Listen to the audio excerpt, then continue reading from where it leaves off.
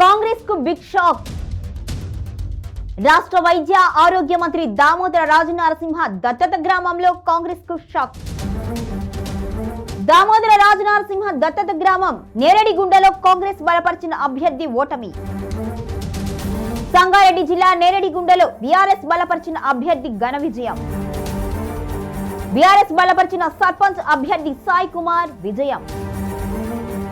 Congress అభ్యర్థిపై BRS బలపరిచిన అభ్యర్థి 502 ఓట్ల తేడాతో ఘన విజయం. ఉమ్మడి మెదక్ జిల్లాలో కాంగ్రెస్ కు గట్టి పోటీ ఇచ్చిన బీఆర్ఎస్.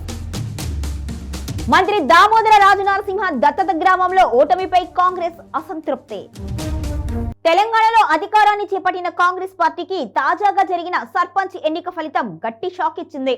రాష్ట్ర వైద్య ఆరోగ్య శాఖ మంత్రి దామోదర రాజనరసింహ దత్తత తీసుకున్న గ్రామం సంగారెడ్డి జిల్లాలోని నేరడిగుంటలో కాంగ్రెస్ బలపరిచిన అభ్యర్థి పరాజయం పాలయ్యారు. బీఆర్ఎస్ బలపరిచిన అభ్యర్థి సాయి కుమార్ ఏకంగా 502 ఓట్ల తేడాతో ఘన విజయం సాధించారు. ఈ ఊహించని ఓటమిపై కాంగ్రెస్ శ్రేణుల్లో అసంతృప్తి నెలకొంది. మంత్రి సొంత జిల్లా ఉమ్మడి మెదక్లో అధికార పార్టీకి బీఆర్ఎస్ నుంచి గట్టి పోటీ ఎదురవుతోంది అనడానికి ఈ ఫలితం నిదర్శనంగా మారింది. నేరడిగుంట గ్రామంలో కాంగ్రెస్ అభ్యర్థి ఓటమి కేవలం ఒక స్థానిక ఎన్నిక ఫలితం మాత్రమే కాదు, ఉమ్మడి మెదక్ జిల్లాలో కాంగ్రెస్ ఎదుర్కొంటున్న రాజకీయ సవాళ్లను ప్రతిబింబిస్తుంది. ఈ గ్రామం మంత్రి దామోదర రాజనరసింహ దత్తత గ్రామం కావడం వలన ఈ గెలుపును బీఆర్ఎస్ ఒక ప్రతిష్టాత్మక విజయంగా చూస్తుంది. ఎన్నికల తర్వాత కూడా క్షేత్రస్థాయిలో బీఆర్ఎస్ కు పట్టు సడలలేదు అని, ముఖ్యంగా స్థానిక సంస్థల ఎన్నికల్లో ఆ పార్టీకి ప్రజల మద్దతు ఇంకా బలంగా ఉంది అనే సంకేతాలను ఈ ఫలితం ఇచ్చింది. మంత్రి సొంత అడ్డాలోనే ఈ పరాజయం కాంగ్రెస్ నాయకత్వానికి మింగుడు పడని అంశంగా మారింది.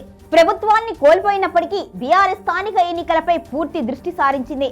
నేరడిగుంటలో బీఆర్ఎస్ బలపరిచిన సర్పంచ్ అభ్యర్థి సాయి కుమార్ విజయం ఆ పార్టీ స్థానిక యంత్రాంగం కార్యకర్తలను ఉత్తేజపరిచింది. ఈ విజయం బీఆర్ఎస్ కు రాజకీయంగా నైతిక స్థైర్యాన్ని అందించింది. 502 ఓట్ల భారీ తేడాతో గెలవడం, అధికారంలో ఉన్న మంత్రి బలపరిచిన అభ్యర్థిపై విజయం సాధించడం బీఆర్ఎస్ ఊహాత్మక విజయంగా పరిగణించవచ్చు. మంత్రి దామోదర రాజనరసింహ దత్తత గ్రామంలోనే ఎదురైన ఈ పరాజయంపై కాంగ్రెస్ అంతర్గతంగా సమీక్షించుకోవాల్సిన పరిస్థితి ఏర్పడింది. అధికారంలోకి వచ్చిన తరువాత కూడా స్థానిక సంస్థల ఎన్నికల్లో ఇలాంటి షాకులు ఎదురుకావడం పార్టీకి నష్టం చేకూర్చే అవకాశంగా ఉంటుంది.